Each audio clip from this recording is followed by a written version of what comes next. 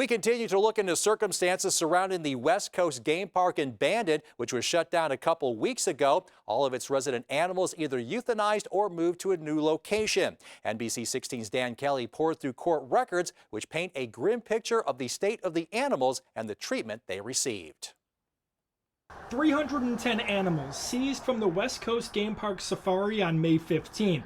Some later euthanized due to their poor conditions. Now we're finding out what authorities found when they investigated the property.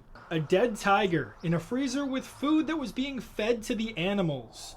Animals so thin their ribs and hip bones were visible. A lioness confined to a den with no light, ventilation, or even bedding to help with extreme temperatures.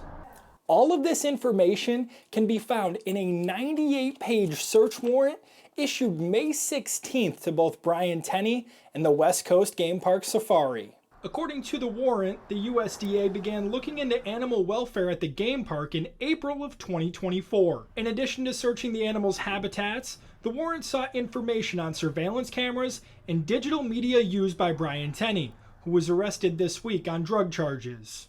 It's worth noting that Tenney has not been charged for any of the findings related to the animals at the West Coast Game Park Safari.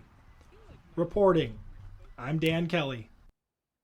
Now, Tenney took ownership of the West Coast Game Park Safari beginning in 2009 when his parents Bob and Mary retired after running the park for 37 years.